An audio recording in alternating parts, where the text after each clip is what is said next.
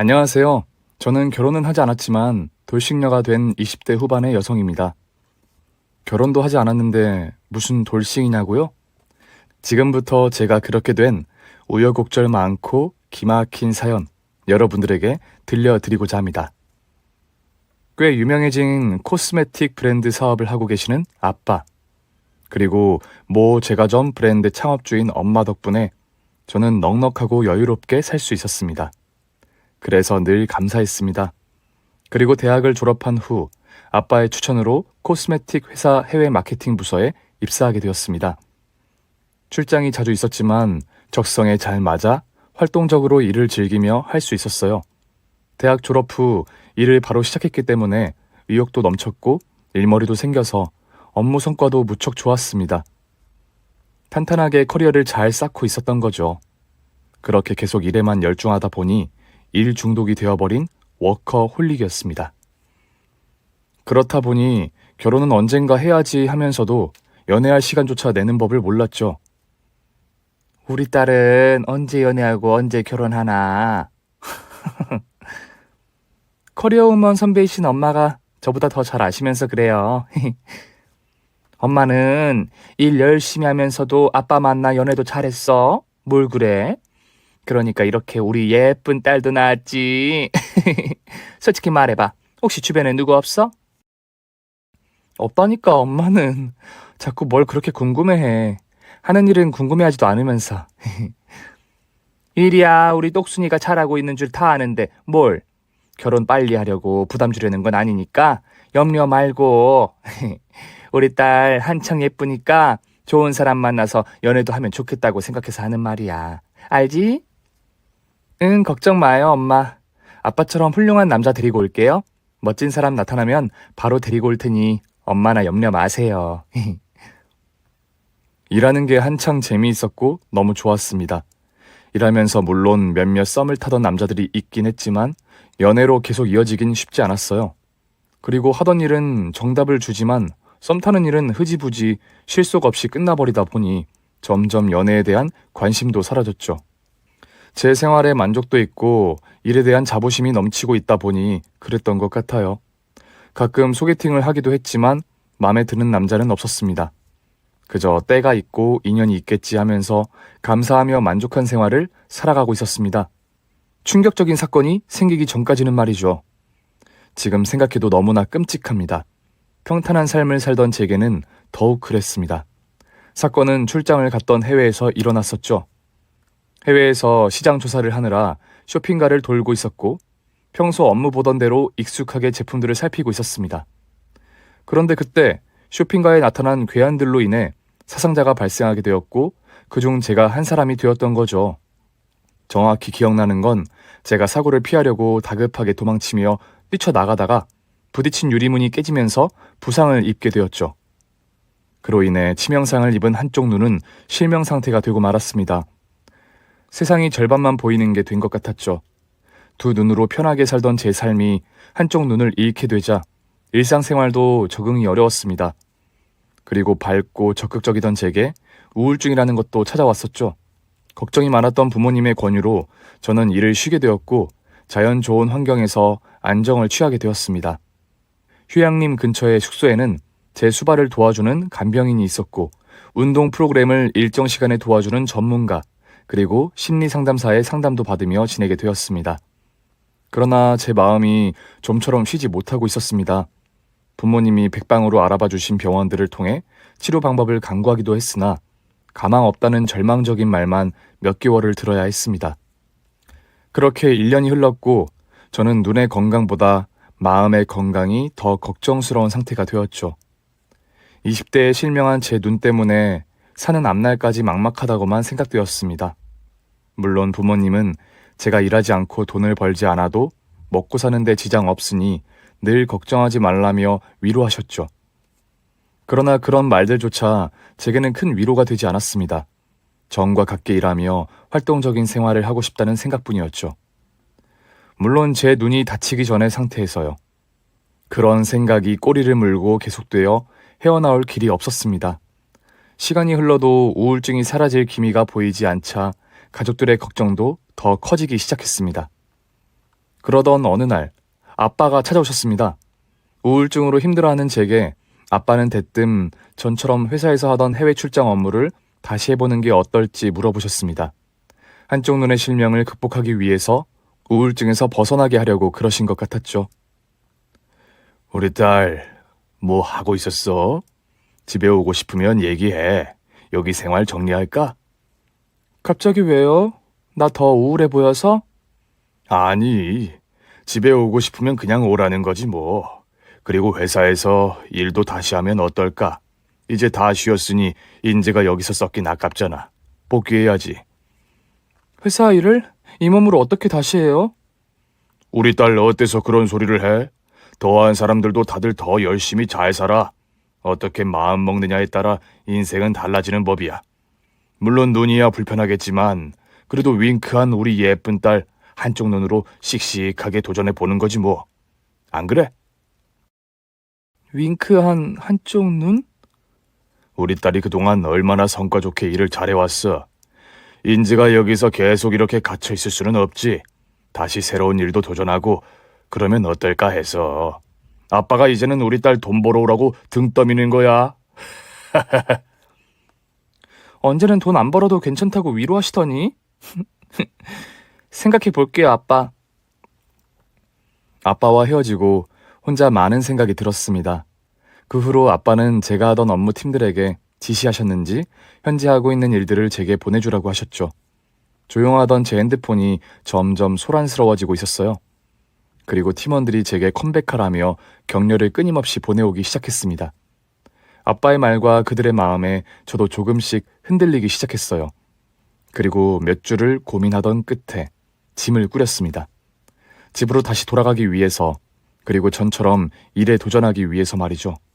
답답하고 힘들고 괴롭고 뭐라고 다 설명할 순 없겠지만 시간이 해결해주듯 회사 업무에 어떻게든 복귀해서 적응을 시작했습니다.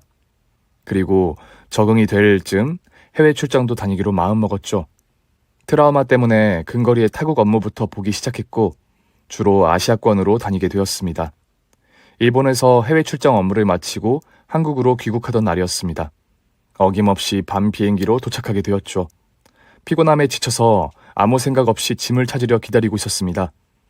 수화물 컨베이어 벨트에서 제 트렁크를 찾으려고 다가가는 순간 분명 제 가방으로 보였는데 어떤 모르는 남자가 비집고 들어가더니 제 트렁크를 낚아채서 매우 빠른 걸음 속도로 가져가 버렸습니다. 너무 당황해서 정신없이 그 남자를 뒤쫓아 뛰게 되었습니다. 어머, 저기요! 그거 제 가방이에요! 남자는 제 말소리를 못 들었는지 정신없이 너무 빠르게 제 가방을 가지고 계속 전진했습니다. 저는 한쪽 눈이 불편하다 보니 그 남자를 쫓아뛰기에 역부족이었죠. 그래도 창피함을 무릅쓰고 소리를 치며 그를 계속 따라갔습니다. 이봐요! 저기요! 그거 제 가방이라고요! 그 순간 인파를 뚫고 정신없이 빠르게 달리듯 걸어가던 그는 놀랐는지 그도 제 가방도 사람들에 부딪히며 퍽, 우당탕, 강도 세게 넘어지고 말았습니다. 꽤 우렁찬 소리, 그 바람에 사람들의 시선도 집중되고 저도 무척 당황스러웠습니다. 넘어진 남자는 크게 다친 것 같지는 않았지만 가방은 찌그러지고 흠집도 나버렸죠. 남자는 겨우 몸을 추스르듯 일어나더니 가방을 챙기더군요. 그때까지도 본인 가방으로 생각하고 있었던 것 같았습니다. 저기요, 이거 제 가방이라고요. 아, 네? 정말요? 아닌데? 제 가방인데? 열어서 확인시켜드려요? 제 가방 맞다니까요? 너무 급히 챙겨가시는 바람에 쫓아오느라 난리였네요. 정말요? 몰랐습니다. 제가 이어폰을 끼고 있어서 더 못 들었나 봐요. 정말 죄송합니다. 정말 죄송합니다. 제가 착각했나 봐요. 제 가방과 같은 디자인이라 게다가 시력이 안 좋아서 실수하고 말았네요. 정말 죄송합니다. 네, 알겠어요. 근데 혹시 넘어져서 다친 건 아니시죠? 네, 괜찮습니다. 정말 실례지만 제 가방이 맞는지 외관만 다시 한번 살펴봐도 될까요? 네, 그러세요. 겉에만 자세히 확인해도 금방 알 수 있을 겁니다. 정말 죄송합니다. 그러더니 가방 외관을 살피던 남자는 대뜸 제게 명함을 먼저 건넸습니다. 저도 얼떨결에 명함을 받았습니다. 명함을 볼 겨를도 없이 가방을 살피는 그를 계속 쳐다보고 있는데 그가 제게 또 사과를 하더군요. 정말 죄송합니다. 죄송합니다. 제가 정말 큰 실수를 범했네요. 넘어지는 바람에 가방도 많이 상했고 너무 죄송합니다. 시력이 안 좋은데 렌즈를 빼고 있어서 가방을 대충 확인하고 착각했습니다. 그나저나 너무 가방이 상한 것 같은데 제 명함에 연락처로 연락 꼭 주세요. 카톡으로라도 계좌 남겨주시면 꼭 보상드리겠습니다. 부담 갖지 마시고 제발 꼭 남겨주셔요. 너무 가방이 망가진 것 같은데 새로 구입해드릴게요. 정말 죄송합니다. 그는 그 짧은 시간에 제게 사과를 100번은 한 느낌이었죠. 그리고 다른 말보다 그가 시력이 자꾸 안 좋다는 말이 걸렸습니다. 제 처지에 공감되는 부분이라 와닿았겠죠. 그리고 얼핏 봐도 훤칠한 키에 호감형 인상인 그는 거듭 사과하면서 미안한 기색이 역력했습니다. 이상한 사람은 아니겠다 싶었습니다. 그는 자신의 가방을 찾으러 간다며 당장 보상해드릴 수 없어서 정말 죄송하다고만 반복하더니 꼭 명함으로 연락을 달라고 간곡하게 말하더군요. 저는 알겠다고 충분한 사과를 받고 집으로 향했습니다. 집에 도착한 저는 찌그러지고 엉망이 된 트렁크를 방으로 가져와 곧바로 확인했습니다. 그 낯선 남자가 착각했던 가방, 제 가방이 맞았습니다. 그리고 나니 본인 가방도 찾았는지 궁금해졌습니다. 제게 준 명함을 확인하게 되었습니다. 그리고 그의 명함에 전화번호를 저장하니 카톡 친구로 떴습니다. 그의 카톡에는 명함과 같은 연락처가 있었고 그제서야 명함을 자세히 보니 변호사였습니다.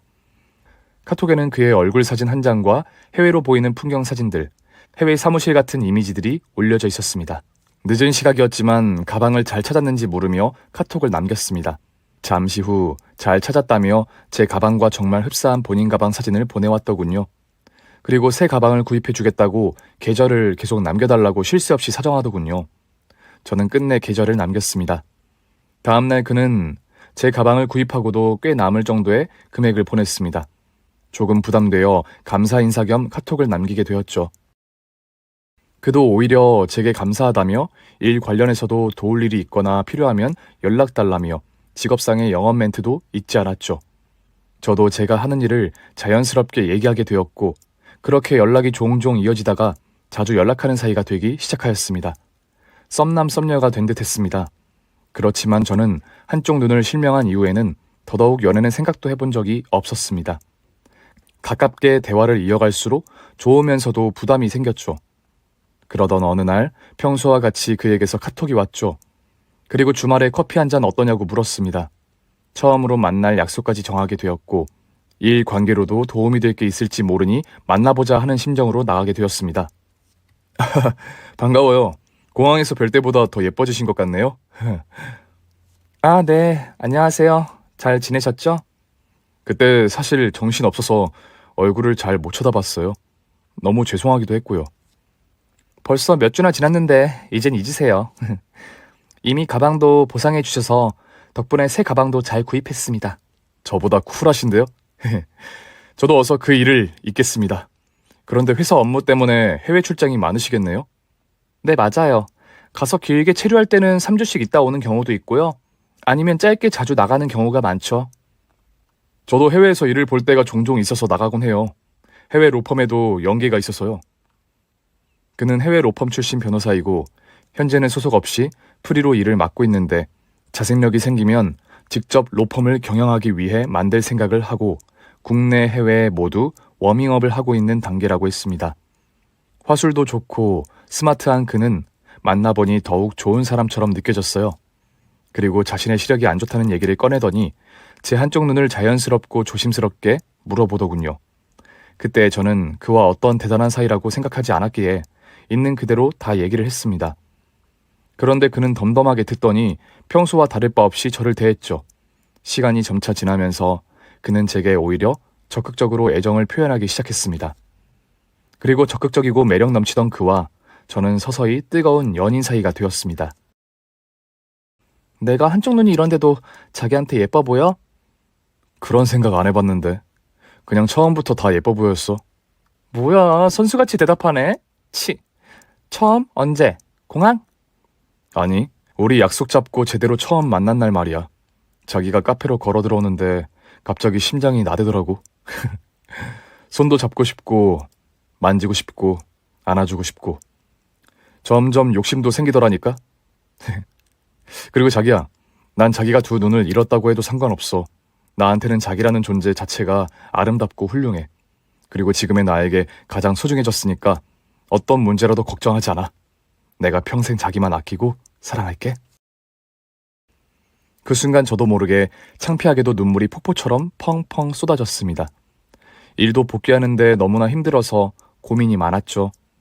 그리고 연애는 아예 선을 긋고 생각도 안 했는데 갑자기 생각하지도 못한 인연이 생기고 사랑해주고 아껴준다는 마음에 너무 감동하고 말았던 겁니다.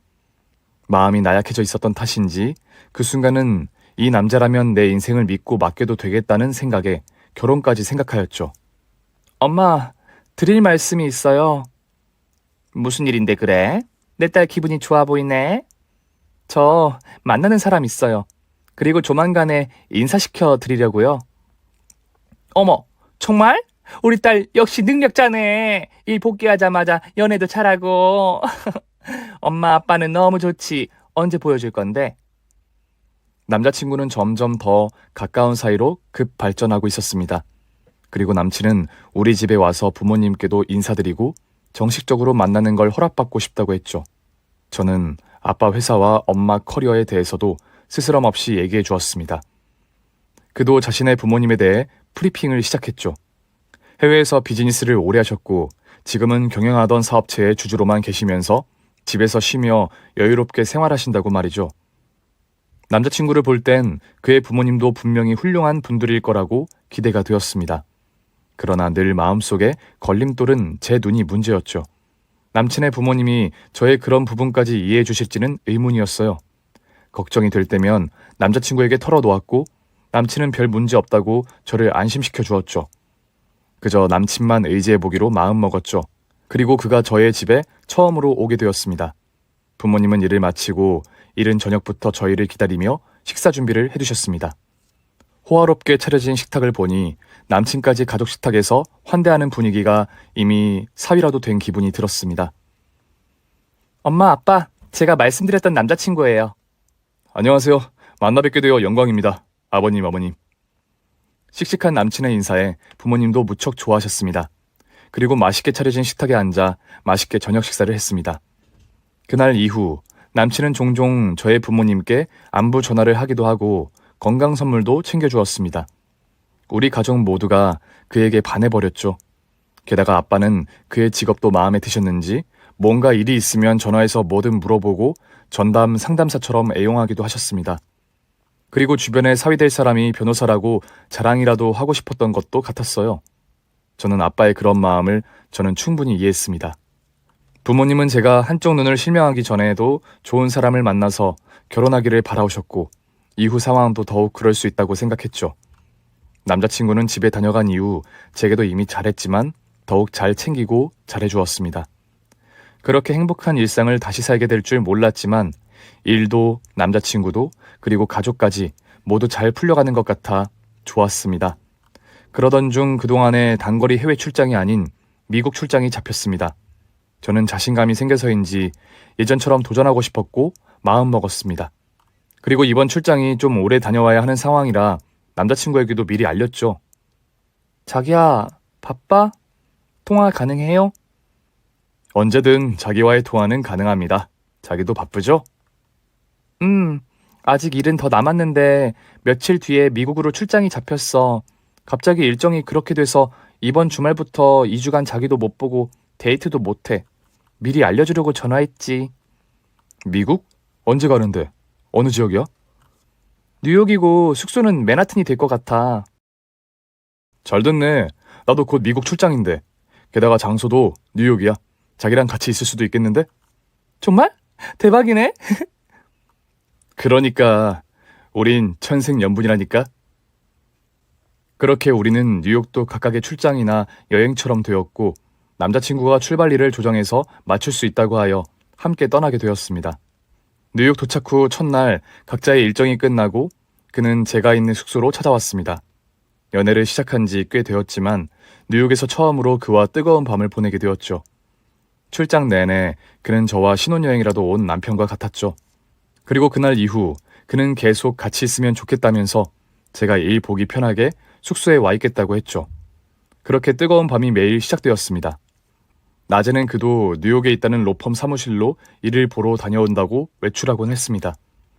사실 미국 출장에서 있었던 사건 때문에 실명을 했던 저는 미국 출장 자체가 꽤 트라우마가 심했죠. 하지만 그 일마저 남자친구 덕분에 의지하며 함께 시간을 보내다 보니 크게 신경 쓰이지 않았습니다. 제 숙소에서 2주간을 그와 여행하듯이 출장을 그와 함께 잘 보냈습니다. 그리고 마지막 날 밤도 열렬히 서로를 원하고 있었죠. 그는 이제 제게 없어서는 안 되는 사람, 너무나 소중한 사람이었습니다. 출장 중 마지막 날 밤 그에게서 저는 생각지도 못한 프로포즈도 받았습니다. 자기야, 너무 사랑하는 거 알지? 앞으로 무슨 일이 있어도 내가 사랑하고 지켜줄게. 나랑 결혼해줘. 그날 밤 제가 있는 숙소로 온 그는 룸에서 앉아있던 제 앞에 무릎을 꿇더니 심플하고 모던한 링 하나를 꺼내 제 손가락에 끼워주고 꽃도 함께 안겨주었죠. 저는 바로 예스라고 대답했습니다. 더 고민할 게 없었습니다. 한국에 돌아오는 길에 그는 조만간 자신의 부모님도 만나서 인사드리자며 결혼을 서두르고 싶다고 했습니다. 제 단점도 사랑해주는 그를 봐오면서 인생을 믿고 맡겨도 되겠다는 확신이 들기까지 했습니다. 그리고 곧 저도 그의 부모님을 만날 날이 다가왔습니다. 남자친구의 부모님은 집보다는 밖에서 외식하며 만나는 게 더 편하다고 전하셨죠. 그래서 예약해둔 레스토랑으로 가게 되었습니다. 식당에 도착하자 그와 닮아 보이는 시어머니와 근엄해 보이는 아버님이 기다리고 계셨습니다. 그런데 뭔가 떨떠름한 표정으로 앉아 계시던 것 같아서 처음부터 시모의 눈치가 보이기 시작했죠. 그냥 혼자만의 자격지심인지 제 눈 때문에 그러신가 하고 생각되었습니다. 어머, 너구나. 내 아들이 엄청 자랑을 하던데. 그런데 시모는 저와 눈이 마주치자 계시던 표정의 모습과는 달리 하이톤의 목소리로 저를 반겨주셨습니다. 다행이었죠. 그리고 제 모습을 빛의 속도로 스캔하는 듯 느껴졌습니다. 어머니, 아버지, 제가 말씀드렸던 여자친구예요. 그리고 곧 저와 결혼할 사람이에요. 저를 소개하는 남자친구의 멘트에 조금 당황스러웠지만 프로포즈도 받았고 그럴만하다고 생각했습니다. 그리고 시어머니는 첫 만남에서부터 저를 엄청 아껴주시는 듯 했습니다. 눈 한쪽이 불편하다며. 가족인데 뭐 솔직해도 된단다, 아가. 그리고 능력 좋은 며느리라는데 눈이 문제될 게 뭐 있니? 뭐든 괜찮단다, 아가. 시어머니는 제 실명된 한쪽 눈에 대해 먼저 시원하게 말씀해 주셨습니다. 정말 다행이라고 생각되었고 옆에서 묵묵히 계시던 시아버지 역시 동조해 주셨습니다. 너무 감사할 따름이었고 그 덕에 결혼 준비도 일사천리로 진행될 수 있었죠. 대망의 상견례 날이었습니다. 양가 집안은 한 식당에서 만나게 되었습니다. 저의 부모님은 특별히 격식을 갖추는 날이니 평소보다 훨씬 매무새를 챙겨 자리하게 되었습니다. 사실 너무 고가의 옷이나 장신구를 하고 나오긴 하셨지만 그래도 저를 위해 더 신경 쓰셨던 마음이라 이해되었습니다. 남자친구와 시아버지, 시어머니도 꽤 신경 쓰고 나오신 느낌이 들었습니다. 차림에서도 뭔가 의식이 될 정도였으니까요. 어쨌든 자리에 마주하자 시어머니는 저를 반겨주셨던 하이톤으로 이번에는 저의 아빠와 엄마를 칭찬하기 시작하더니 이어서 제 칭찬 일생이셨습니다. 그리고 저의 부모님도 빠른 스캔을 하시는 듯 보였죠. 본론으로 들어가자 결혼식이나 혼수 등 필요한 의견들을 어렵지만 나누기 시작했습니다. 어머, 부모님들이 이렇게 멋지고 훌륭하신 집안이라 며느리도 이렇게 훌륭했군요. 제가 이미 짐작은 하고 있었습니다. 어머, 저희와 딸까지 예쁘게 봐주셔서 너무 감사드려요. 뭐라 감사해야 할지. 제 딸도 훌륭하지만 사돈 아드님도 훌륭하게 잘 키우셔서 인재 중에 인재 아닙니까? 변호사로 해외에서 일도 오가는 능력자 아들을 저희에게 주셔서 저희도 너무 좋습니다. 어머, 아들이 워낙 어릴 적부터 화술도 뛰어나고 유난히 영재였어요. 제가 특별히 가르치지 않아도 알아서 잘했죠 뭐. 저희야말로 능력자 며느리를 드린다고 생각하니 영광이네요.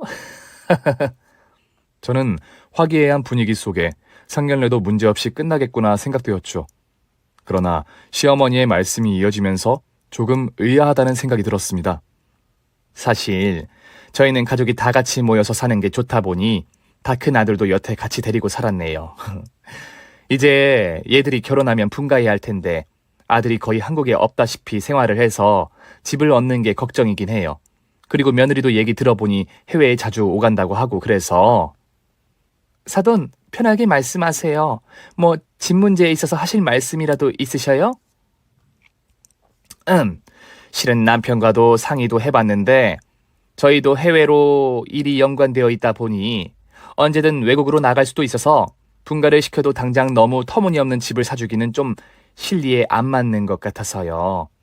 그리고 사실 자랑은 아니지만 외국에 나가게 되면 저희가 외국에 사놓은 집들도 꽤 많고 여러 채 있다 보니 한국에 집을 마련해서 세금 다 내가며 아들과 며느리가 가끔 살게 될 집을 또 사줘야 하나 그래서 좀 고민되네요. 전세로 해줄지. 아, 사돈 댁 곧 해외로 나가시나요?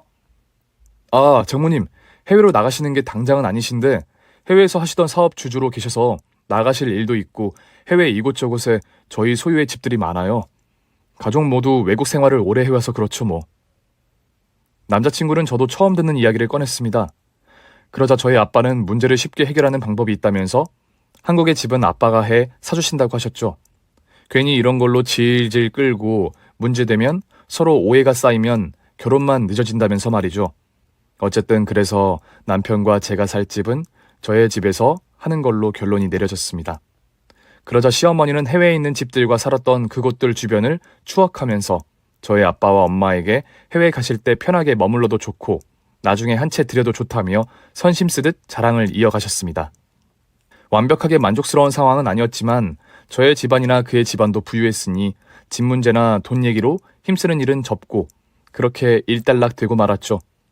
상견례 후 집으로 돌아오자 별다른 말씀 없던 아빠와 엄마는 시댁에서 혹시라도 혼수 얘기가 충분히 해줄 테니 요구하는 거 해주자며 걱정하지 말라며 오히려 저를 안심시키셨죠. 물론 부모님이 해주시려는 마음은 감사했지만 한편으로 부담스러웠습니다. 엄마, 혼수는 내가 벌어놓은 돈으로도 충분히 할 수 있어요. 이제 그런 건 신경 쓰지 마. 집도 전세 얻어도 될 걸 사주신다고 하셔서 이미 너무 과하게 받았어요. 이미 충분히 감사할 뿐이에요. 다 갚으면서 살게요. 우리 딸 하고 싶은 건 아빠랑 엄마가 어떻게 해서든 다 해주고 싶어서 그러니까 거절만 하지 마. 부모님께는 제가 한쪽 눈을 실명하게 되면서 더욱 많은 부담을 준 것만 같아서 죄송했습니다. 게다가 결혼까지 하게 되자 더 챙겨주셨죠. 정말 갚으며 살아야겠다고 굳게 마음먹었습니다. 다음날 남자친구는 매일매일 저를 보러 왔습니다. 집에 데려다주기 시작했고 저를 너무 아끼고 사랑하는 온갖 표현으로 제 혼을 쏙 빼놓기 시작했죠. 그렇게 몇 주가 지난 남친은 결혼식 전에 같이 살고 싶다며 애교 섞인 떼를 쓰기 시작했고 저도 한참 그와의 시간이 좋았다 보니 동의하에 집을 알아보기 시작했습니다. 그런데 남자친구가 알아보자고 한 집의 리스트는 대부분 호화로운 빌라들 위주였습니다. 그리고 가격만 들어도 억억 하고 소리가 날 정도의 집들이었죠. 자기야, 여기는 너무 비싸서 무리일 것 같은데 우린 아직 젊고 능력자들이니까 적당한 집에서 시작하는 것도 좋지 않을까? 그리고 자기 어머니 말씀대로 해외로 나갈 수도 있고 우리 일이 아직 어떻게 될지 모르니까. 적당한 집이면 얼마 선에서 생각한 건데? 사실 나는 해외 나갈 생각보다 자기와 아이 많이 낳고 한국에서 자기 부모님과 가깝게 살면 좋겠다고 생각하다 보니 대가족 살 집을 그렸나 봐. 부담 주려고 그런 거 아니니까 오해하지 마. 미안. 그날 집을 보며 있었던 남자친구와의 이슈를 엄마와 상의하게 되었습니다. 화술 좋은 남자친구의 생각도 그럴듯한 생각 같았거든요. 그런데 제가 그날 이슈를 엄마에게 말씀드렸더니 엄마는 그냥 좋은 빌라로 계약해두자고 바로 결정하셨죠. 결국 남편과 같이 살게 될 집도 제 부모님이 사시는 수준과 비슷하게 되었습니다. 부모님께는 죄송했지만 뭐든지 해주겠다는 부모님의 고집을 꺾을 수는 없었습니다. 집을 계약하기 전날 남자친구는 저를 데려다주면서 계약한 집에 들어가서 빨리 같이 살고 싶다고 난리였죠. 그리고 집 계약 명의를 공동명의로 해두자고 했습니다. 부부 공동명의로 하면 좋다는 모르는 법적인 장점들을 변호사답게 이야기해 주었죠. 그리고 결국 남자친구의 의견대로 공동명의로 하게 되었습니다. 양도소득세, 종합소득세 및 임대소득에 대한 세금, 종합부동산세, 상속세 기타 등등 감세 효과를 길게 설명했죠. 그리고 팔게 될 때도 이득이 많다면서요. 긴 설명이 없어도 제가 마련하는, 아니, 제 부모님이 마련해 주시는 집이었지만 부부인이 공동명의의 제안은 전혀 문제 없었습니다. 사랑하는 사람과 함께 평생을 살아갈 집을 같이 소유하는 게 나쁜 일은 아니니까요. 새 집에 제 물건들과 그의 물건들을 옮겨둘 차례였습니다. 그리고 저와 그는 신혼의 단꿈에 젖어 모든 새로운 것들을 집에 들여놓기 시작했습니다. 제 짐도 옮겨왔고 짐 정리가 시작되었죠. 그런데 남편은 옷도 하다 못해 신발도 많이 없었습니다. 해외 생활이 많아서 그렇다고 하더군요. 그래서 모두 새롭게 구입하기로 했고 남편은 집 외에 들어가는 비용을 지출했죠. 꽤 많은 돈을 썼습니다. 당시에는 당연히 필요한 물품들이었죠. 호화로운 집에 비하면 그나마 비교적 가구들은 알뜰살뜰 장만했으니까요.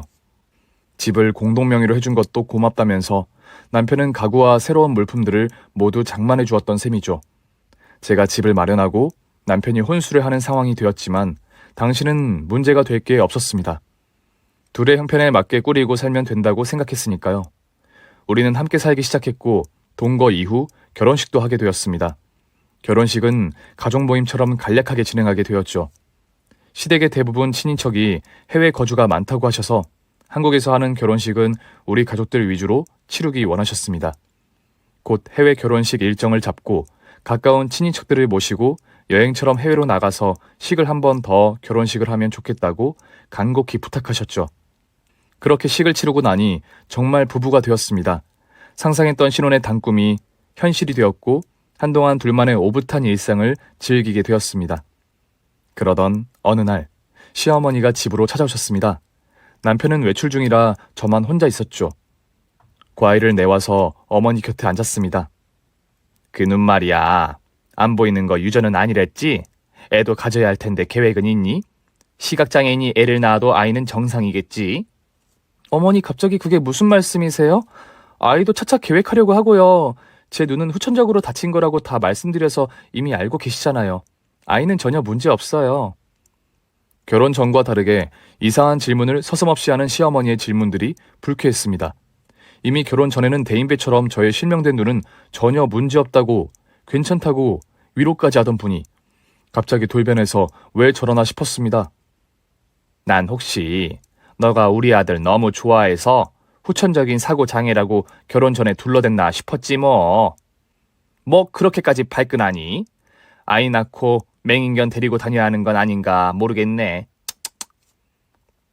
순간 돌변한 시모의 터무니없는 말에 욱하고 화가 났지만 계속되는 몰상식한 질문과 혼잣말에 기분 나쁜 내색도 하지 않고 전부 대답해드렸습니다. 좋아서 결혼을 한 건 맞는데요, 어머니. 후천적인 사고도 맞고요. 결혼 전에 거짓말한 거 없어요. 그리고 아이 낳고 맹인견을 데리고 다닐 일도 없고요. 그렇게 말씀하시는 건 아무리 제가 어머니의 며느리지만 지나친 말씀이신 것 같아요. 기분이 좋지는 않네요, 어머니. 너 지금 나랑 싸우자고 대드니? 그냥 농담 좀 한 걸 가지고 버르장머리 없게? 그날 시어머니의 본캐의 일부를 본 것 같아서 저는 조금씩 마음의 거리가 생겼습니다. 그리고 출장에서 돌아온 남편에게 시모와 있었던 일을 다 얘기했죠. 너무 기분 상해하지 마. 사실 요즘 어머니가 주식 상황이 매우 안 좋으시대. 그래서 해외에 가지고 있는 집까지 처분해야 하나 고민이 많으셔. 게다가 주변 지인들이 해외여행을 다들 나가시는데 어머니는 꼼짝도 못하고 계신 상황이라 지인들과 비교돼서 스트레스가 많으신 것 같아. 괜히 여보한테 스트레스를 풀고 가셨나 보다. 내가 대신 사과할게. 그리고 내가 어서 더 많이 벌어서 도와드려야지. 남편의 얘기를 듣고 나니 너무 시모에게 매몰차게 굴었나 싶었습니다. 다음날 시어머니를 다시 만났습니다. 이게 뭐야? 용돈이냐? 네, 어머니. 어제 저도 죄송했어요. 제가 시모에게 용돈을 드리자 금세 화색이 돌며 시모는 기다렸다는 듯이 부탁을 시작하셨습니다. 얘야, 내가 실은 요즘 형편이 좀 안 좋구나. 너 남편한테는 얘기하지 말고 나 좀 도와줄 수 있니? 절대 아들한테 말하지 말고 내가 금방 쓰고 이자 쳐서 돌려줄게. 어제 빈정대던 어머니 모습은 사라지셨죠. 그러더니 무릎이라도 꿇듯 3억만 급히 융통할 수 있게 부탁하셨습니다. 큰돈이지만 잠시 빌려서 쓴다고 하시면서 울상이 된 얼굴로 사정하시니 거절할 수가 없었습니다. 그 일이 있고 나서 저는 남편에게 말 못할 비밀이 생긴 셈이었죠. 시모의 사정이니 그럴 수 있다고 생각했습니다. 그런데 시모는 이후 저만 집에 있으면 찾아와서 안 좋은 사정을 얘기하고 자꾸 돈 얘기를 하셨습니다. 그리고 해외에 있는 집을 담보로 빌리겠다며 해외 집 문서들을 보여주기까지 하셨죠. 어머니, 그렇게 집 문서까지 보여주지 않으셔도 돼요. 제가 더 빌려드릴게요. 그런데 그렇게 계속 상황이 안 좋으면 남편과 상의를 해보는 게 어떨까요? 시어머니는 제가 남편에게 상의해보자고 하자 난리를 치며 극구 말렸습니다. 시모 때문에 그렇게 남편에게 말 못할 비밀이 쌓여가고 있었죠.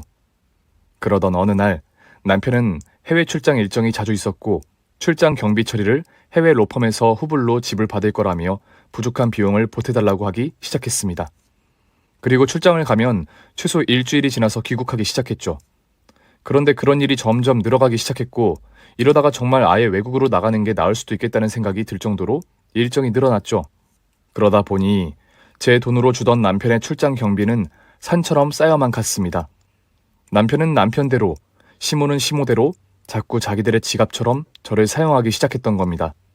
그 후로 시댁에서는 계속 돈 타령만 했고 특히 시모는 무슨 일이 그리 많던지 부족하면 용돈 좀 달라며 해외 집 담보만 운운하셨습니다. 저와 친정을 물조로 보는 듯한 시댁의 행동은 점점 과해졌고 불편하게 만들었습니다. 사실 처음에는 며느리 도리로 이것저것 정성을 다했지만 무리한 요구가 반복되었습니다. 여보, 이달에 차를 좀 바꿔야 할 것 같아. 다음 달에 엄마와 함께 해외에 있는 집 하나 처분할 거니까 우선 구입하고 집 처분한 돈으로 줄게. 그 해외 집은 언제 팔리는 건데? 지난달에도 다른 집 팔아서 준다고 하지 않았어? 여보, 팔리기만 하면 자기한테 몇십 배는 더 줄 수 있는데 뭘 걱정이야. 그리고 나 못 믿어?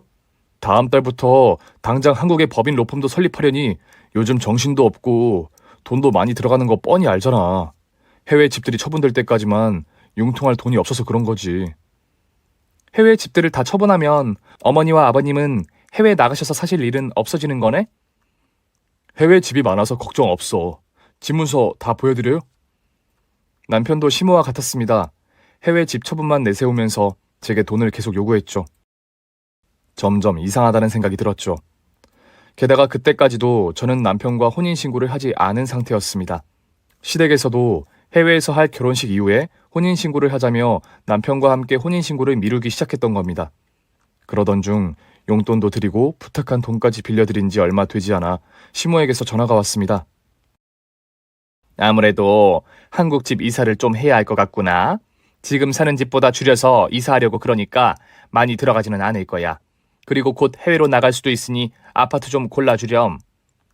어머니, 혹시 이사할 집도 저더러 사달라고 말씀하시는 건 아니죠? 저 그럴 만한 돈 없어요. 아니, 내 집들 다 넣어줄 건데 너는 가족끼리 네 거 내 거를 따지냐? 그리고 친정이 그렇게 넘치게 부유한데 있을 때 서로 나눠 쓰면 되는 거지 뭘 그래. 어머니, 친정에서 이미 해준 것도 많고요. 아무리 그래도 이렇게는 너무하신 거 아니에요? 야, 너는 우리가 큰맘 먹고 눈도 장애인인 애를 아무 말 없이 받아준 건 생각 안 하냐? 등신년을 받아줬더니 감사하게 생각은 안 하고 뭐 그리 아까워서 난리야. 지 주제도 모르는 년. 뭐라고요? 더 들어줄 수가 없네요. 알아서 하세요. 이만 끊습니다. 시모의 쌍욕에 당황도 했지만 더 이상 받아줄 수가 없었습니다.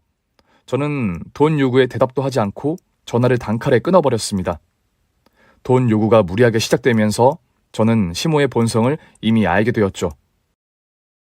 그리고 그때부터 나름대로 준비를 시작하기 시작했습니다. 저 역시 회사 일로 바쁘다 보니 남편과 시댁의 상황이 의아하면서도 파악하기 쉽지 않았죠. 그래서 아빠에게 넌지시 말씀을 드렸고 아무도 모르게 사람을 고용했습니다. 그 당시 남편과도 돈 문제로 얘기하는 것 외에 할 말이 없어졌고 각자 서로 해외 출장이다 뭐다 해서 볼 일도 자주 없었습니다. 그렇게 서서히 사이가 멀어지고 있었습니다. 그리고 어느 날은 남편조차 시모 못지않게 황당한 소리를 하기 시작했습니다. 아니, 우리 엄마가 당신한테도 엄마 아니야? 그냥 좀 해달라는 건 다 해주면 안 돼? 당신 어머니가 뭐 부탁하면 내가 안 해드릴 것 같아? 며느리가 돼가지고 뭘 그렇게 일일이 말대꾸를 하고 따져? 아주 지랄도 정도 끝 해야지. 지난주부터 해외에 일하고 있는데 우리 엄마가 나한테 전화해서 울고불고 난리였어. 당신은 우리 집에 몇 푼 돈 주기 아까워서 말대꾸하고 정 떨어지게 거절만 하고 싶냐? 남 같아도 그렇게는 안 해. 안 준다는 것도 아니고 해외에 집을 내놓고 팔아서 돌려준다는데도 왜 그러는 거야? 뭐? 지금 그걸 말이라고 해? 내가 며느리로 들어왔지 지갑 털리자고 결혼했어?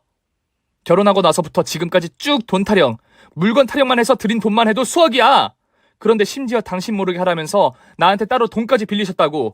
심지어 이젠 집을 해달라고 하시는데 그게 말이 되냐고. 남편은 제 말에 개거품을 물고 오히려 화를 내기 시작했습니다. 처음 보는 그의 표정은 괴물 같았죠. 손에 집히는 물건까지 내려치듯 던지고는 집을 나가버렸습니다. 남편의 그런 꼴까지 보니 이젠 돌이키기 쉽지 않은 상황이다 생각이 들었고 냉전이 이어졌습니다. 저는 해외 출장이 많아졌고 냉전 이후 시댁과 남편은 더 신경 쓰고 싶지 않았죠. 오히려 혼자 일에 빠져서 살던 때가 그리워지기까지 했습니다. 그러던 어느 날 아빠의 도움으로 고용했던 측근의 보고를 받게 되었습니다. 어느 정도 감수는 하고 있었지만 경악할 정도로 놀라운 사실들이 밝혀지고 있었습니다. 남편과 시모는 원래 사기단이었고 시모는 성형을 해가며 도피 중인 상태, 남편은 해외 변호사님 머니를 사칭해 돈이 있는 집안의 딸을 노리고 혼인 빙자해서 돈을 갈취했던 전과자들이었죠. 처음 만난 공항에서도 저는 그들이 몰색하던 타겟이었던 겁니다. 제 가방을 빌미로 계획적으로 이슈를 만들었던 거고 심지어 시아버지라는 사람은 존재도 없는 잠시 필요할 때 고용했던 인물이었습니다. 모든 게 거짓이고 가짜였던 겁니다. 게다가 해외 로펌이니 변호사 출장이니 해외에 있다는 가짜 집문서까지 담보처럼 내세우며 사기를 펼쳤던 거죠. 마치 해외에 근거지가 있다는 식의 위장과 위조된 사진과 문서들로 자신들을 포장해서 쓰레기 같은 짓을 일삼으며 돈을 갈취해서 도피하는 삶으로 살던 파렴치한들이었습니다. 알고 보니 남편은 출장을 간다고 한 뒤 그 비용으로 해외에 나가기는커녕 다른 곳에서 새로운 여자를 몰색하고 저처럼 희생양을 상대로 또 다른 위장 결혼을 준비하고 있었던 겁니다. 저는 충격적인 사실을 듣고 귀국 일정보다 하루 전에 입국하게 되었습니다. 당연히 남편과 시모는 저의 변경된 귀국일을 모르고 있었죠. 집에 도착했고 현관에 못 보던 낯선 신발이 보였죠. 충격적인 상황을 알고 있던 상황이라 제 집인데도 숨죽여 조용히 들어갔습니다. 안방에서 소리가 들렸고 조용히 문틈 사이로 귀를 기울이고 광경을 엿보게 되었습니다. 그 방에서 남편과 시모가 하는 이야기를 듣게 되었습니다. 그년 내일 출장 끝나고 밤에나 귀국할 거라고 했으니까 오늘 싹 정리하고 서둘러 나가자 엄마. 더 쌍욕하면서 성질 부리다가 여기마저 있는 것도 못 챙겨. 그리고 이미 처음 같지 않다고 눈치 까서 더 빼먹을 것도 없을 것 같고. 그래도 그녀는 남는 게 돈인데 비싼 가방들이라도 다 챙겨가야지. 그래, 가방은 여기에 담아. 그리고 서랍 샅샅이 봐봐. 가끔 현금 뭉탱이를 꺼내서 줄 때가 있더라고. 안방에서 사건 현장이 벌어지고 있었습니다. 그들은 도둑처럼 물건을 찾고 담느라 정신이 없었죠.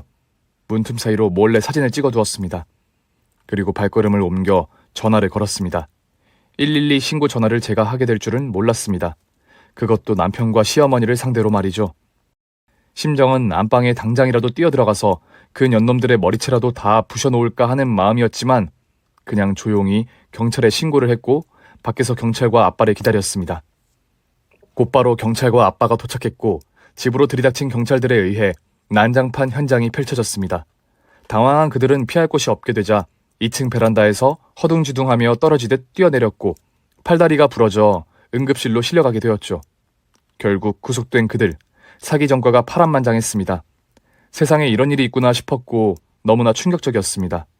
아무것도 합의할 게 없었죠. 저희 아빠와 엄마는 저보다 더 분노하셔서 피해본 금전적인 부분은 물론 정신적인 것까지 어떻게든 더 길고 무겁게 죗값을 받게 하려고 계속 손을 쓰고 있습니다. 꿈꾸던 결혼은 허사가 그렇게 되었지만 그제라도 혼인신고라도 하지 않고 돌싱이 된 게 오히려 다행이라고 생각되었습니다. 부모님은 저의 심리 상태가 더 걱정된다면서 치료도 받게 하셨고 노력 끝에 오히려 전보다 강인한 커리어 우먼으로 열심히 일하며 잘 지내게 되었습니다. 세상 너무 무서운 사람들이 많지만 그래도 저의 부모님처럼 열심히 사시고 모범이 되게 사시는 분들도 많습니다. 부모님 덕분에 모든 어려운 상황을 극복했고 트라우마 때문에 안 좋은 편견만 생기기보다는 더 냉철한 이성으로 판단을 잘하며 살아가고 있습니다. 우여곡절 많고 기막힌 제 사연 끝까지 들어주셔서 감사합니다. 여러분들도 요행만 바라지 않고 노력하며 즐기는 행복한 삶이 되길 바랍니다. 오늘도 더 행복하세요. 오늘 준비한 사연은 여기까지입니다. 재미있게 들으셨다면 구독과 좋아요, 알림 설정까지 눌러주세요. 그럼 저는 다음 사연으로 찾아뵐게요. 오늘도 건강하고 행복하세요.